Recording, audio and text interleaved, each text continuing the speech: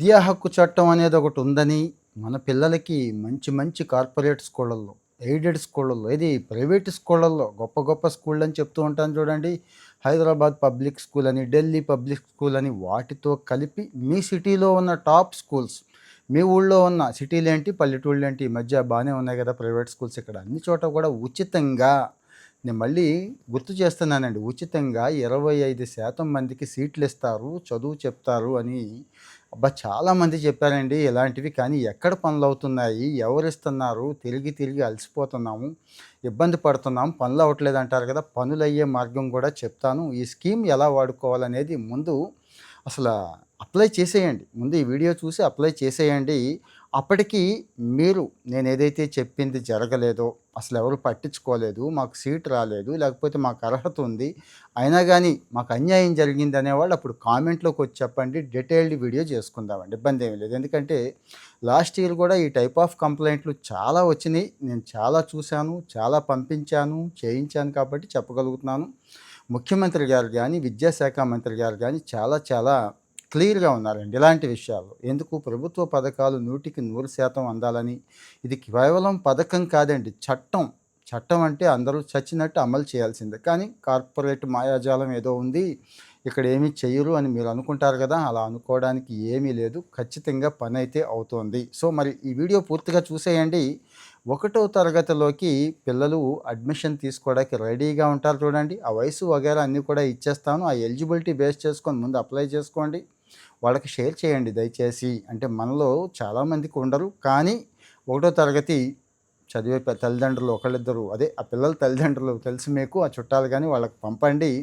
పర్సనల్‌గా ఒక లైక్ ఇచ్చేసినా గానీ ఇది ఎక్కువ మందికి వెళుతుందండి. ఆటోమేటిక్‌గా విద్యా హక్కు చట్టం అని చెప్పి, ఇలాగా స్కూల్స్‌లో ఫ్రీ అడ్మిషన్ అని చెప్పి, free admission in corporate schools అని వాళ్ళు సెర్చ్ చేసుకుంటున్నప్పుడు ఈ వీడియో కనిపించిందనుకోండి, మనం కూడా హ్యాపీ కదా! సోషల్ మీడియాను ఒక మంచి కోసం, 10 మందికి మంచి చేయటం కోసం వాడొచ్చని నేను బలంగా నమ్ముతాను. మీరు కూడా మాకు సపోర్ట్ చేస్తారని అనుకుంటున్నాను. సో, మరి విషయానికొచ్చేస్తాను.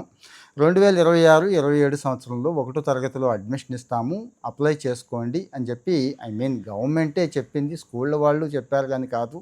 దీనికో పోర్టల్ ఉంది. డైరెక్ట్‌గా ఎంఈఓ గారు, మండల ఎడ్యుకేషన్ ఆఫీసర్ అంటాం, ఆయన కలవనివ్వచ్చు.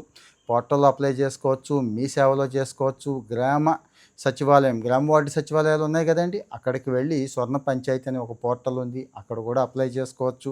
చేసుకున్న తర్వాత మీకు ఒక ఐడీ ఇస్తారు, రిసిప్ట్ ఇస్తారు. ఈ 2 మాత్రం దగ్గర పెట్టుకోండి. సో, సరే ఇక డైరెక్ట్‌గా వీడియోలోకి వెళ్ళిపోదాం. ఎవరికి ఏంటంటే గ్రామీణ ప్రాంతాల్లో 1,20,000 ఆదాయం లోపుండాలి. చాలామందికి అంతే ఉంటుంది. అందరూ ఎలిజిబుల్ అవుతారు. పట్టణ ప్రాంతాల్లో 1,44,000 అంటే 1,44,000 అండి. ఈ లోపు ఆదాయం ఉన్న తల్లిదండ్రులు పిల్లలు అర్హులవుతారు. ఇక ఇది మాత్రం చాలా ఇంపార్టెంటు. డేట్ ఎప్పటి నుంచి ఎప్పుడు అనేది, అంటే స్టేట్‌కి, సెంట్రల్ సిలబస్‌కి కొద్దిగా డిఫరెన్షియేషన్ ఉంది. ఆ ఏజ్ గ్యాప్ ఉంది. ఇది గుర్తుంచుకోండి, నోట్ చేసుకోండి. ఈ స్టేట్ సిలబస్‌లో చేరాలనుకునే విద్యార్థి 2020 జూన్ 2 నుంచి 2020 జూన్ 2 నుంచి మే 31, 2021 మధ్య జన్మించి ఉండాలి. ఇది గుర్తుంచుకోండి. అలాగే సీబీఎస్ఈ గానీ, ఐసీఎస్ఈ గానీ ఇలాంటి ఇంకా ఉన్నాయి కదండీ కొన్ని సిలబస్‌లు. వీళ్ళు మాత్రం 2 ఏప్రిల్ 2020 నుంచి 31 మార్చి 2021 మధ్య జన్మించి ఉండాలి. ఇది మాత్రం కాస్త నోట్ చేసుకోండి. అంటే ఇది లేకుండా మళ్ళీ మనం అప్లై చేసేసి అక్కడ మాకు సీట్ ఇవ్వలేదు అనొద్దు. ఎందుకంటే చట్టం ప్రకారం అన్ని సంవత్సరాల పిల్లల్నే జాయిన్ చేసుకోవాలని వీళ్ళకి క్లియర్‌గా చెప్పడం జరిగింది కాబట్టి అన్ని సంవత్సరాల పిల్లల్నే తీసుకుంటారు. గుర్తుంచుకోండి. 5 ఏళ్ళు నిండి ఉండటం కంపల్సరీ. మళ్ళీ ఇక్కడ రికమెండేషన్ చేయించుకోవాలి, అది ఇది చెప్పించుకోవాలి, ఇలాంటివి ఏం పెట్టుకోవద్దు. ఇక పోర్టల్ ఎక్కడ అప్లై చేసుకోవాలి ఏంటంటే, అందరికి కాస్తో కూస్తో చదువుకున్న వాళ్ళమే ఫోన్ ఓపెన్ చేసినా చేసేసుకోవచ్చు. రాని వాళ్ళు తెలిసిన పిల్లలతోనైనా, పక్కింటి పిల్లలతోనైనా చేయించేసుకోండి. www.cse.ap.gov.in www.cse ఈ ఫర్ ఎలిఫెంట్ అండి .ap.gov.in వెబ్సైట్లోకి, లేకపోతే మీ సచివాలయం, గ్రామ సచివాలయం, వార్డు సచివాలయంకి వెళితే అక్కడ డిజిటల్ అసిస్టెంట్ వగైరా సర్వీస్ చేసేవాళ్ళు ఉంటారు. వాళ్ళని అడిగినా చేసి పెడతారు. గ్రామ వార్డు అంటే అది చెప్పండి ఎక్కడ చేయాలి ఏంటనేది వాళ్ళకి తెలియదేమో. గ్రామ వార్డు సచివాలయాల్లో స్వర్ణ పంచాయతీ అని చెప్పి ఒక వెబ్సైట్ ఉంది. స్వర్ణ గ్రామ వార్డు సచివాలయాలు అంటున్నాం కదా, అక్కడ. లేదు ఎంఈఓ కార్యాలయానికి డైరెక్ట్గా వెళ్ళిపోయి అక్కడ చేయించుకోండి. మీ సేవా కేంద్రాల్లో చేయించుకోండి. వెళ్ళేటప్పుడు మాత్రం మీ ఓటర్ ఐడి, రేషన్ కార్డు, అంటే పిల్లవాడు కూడా ఉన్న ఆధారాలు ఉంటాయి, అవి పిల్లవాడి డేట్ ఆఫ్ బర్త్, ఇంకా ఇవి కాస్త ఒకటి అరా లేకపోతే వేరే వేరే డ్రైవింగ్ లైసెన్సు, ఉపాధి హామీ, జాబ్ కార్డు, విద్యుత్ బిల్లు, కరెంటు బిల్లు ఇలాంటివి ఉన్నాయి కదండి, అవి కూడా తీసుకుంటారు పరిగణలోకి అని చెప్తున్నారు. సో మరి చిరునామాకు కూడా అవి పరిగణలోకి తీసుకుంటారు, ఇంటి పన్ను దగ్గర నుంచి ఇవన్నీ కూడా. అయితే మరి ఈ నెల 20 నుంచి, ఈ నెల అంటే ఇప్పుడు ఏ నెల నడుస్తోంది మీకు తెలుసు కదండి, ఫిబ్రవరి నెల 20 నుంచి మార్చి 10 దాకా దరఖాస్తు చేసుకోవడానికి అవకాశం ఉంది, ఫిజికల్గా కానీ ఆన్లైన్లో కానీ దరఖాస్తు చేసేసుకోండి. నా సలహా అయితే ఆన్లైన్లో చేసుకుంటే బెస్ట్. ఒక ఐడి జనరేట్ అవుతుంది, మీకంటూ ప్రత్యేకంగా ఒక లాగిన్ ఉంటుంది, ఇవన్నీ వస్తాయి కాబట్టి. ఈ వచ్చిన తర్వాత మార్చి 10 తర్వాత మార్చి 25న లాటరీ తీస్తారండి. మార్చి 25న లాటరీ తీస్తారు. లాటరీ ఏంటి అందరికీ ఇవ్వరా అని డౌట్ రావచ్చు.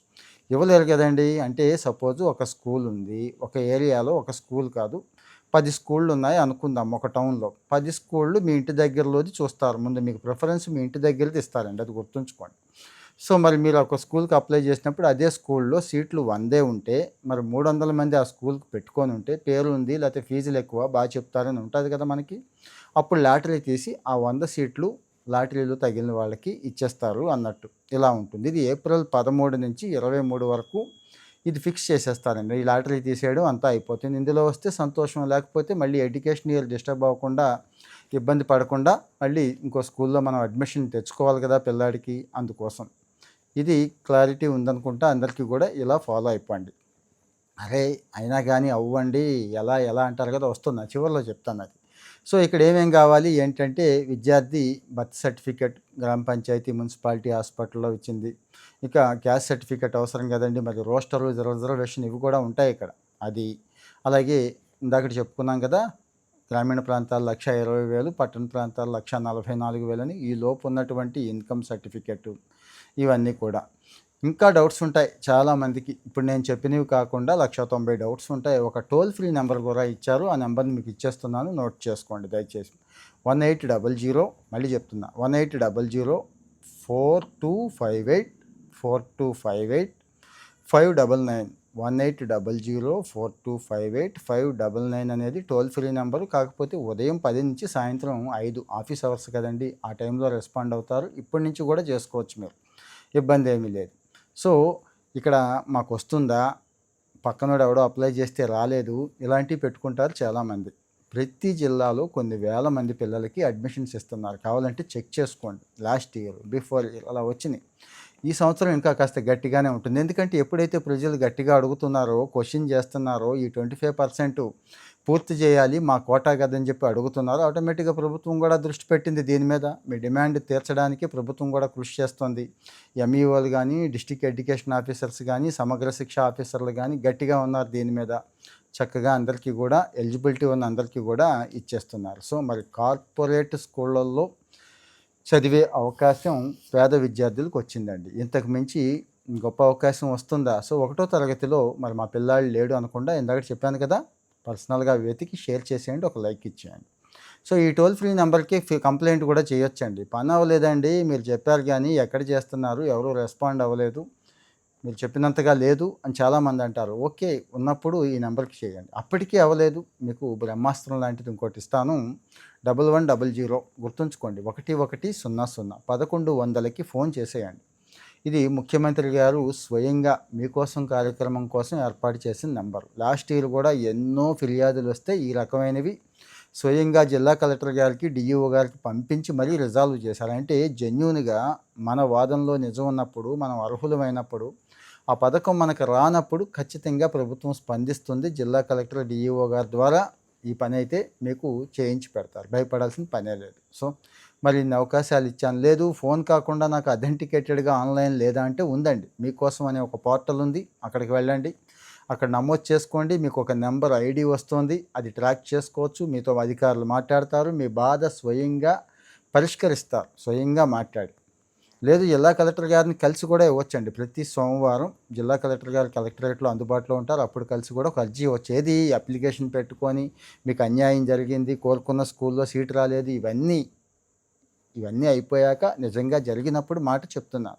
మండల స్థాయిలో మండల ఎడ్యుకేషన్ ఆఫీసర్ గారు ఉంటారు, ఆయన కూడా పట్టించుకుంటారండి. సో మరి ఇలాంటి సమాచారం మీకు నచ్చుతోందా? సోషల్ మీడియాని ఒక మంచి కోసం వాడాలనేది నా ప్రయత్నం అండి. మంచి అంటే ఇలాంటి మంచి మంచి విషయాలన్నీ షేర్ చేసుకుంటే కనీసం కొంతమందికైనా ఉపయోగపడితే ఆ మంచి స్ప్రెడ్ అవుతుంది కదండీ! అందుకు. సో, సపోర్ట్ చేయండి అంటున్నాను. ఇక ఇలాంటి మంచి వీడియోలు మరి ఎప్పటికప్పుడు సమాచారం కావాలనుకుంటే ఇంకేం ఆలోచించొద్దు. ఆ ఫాలో బటన్ నొక్కేయండి.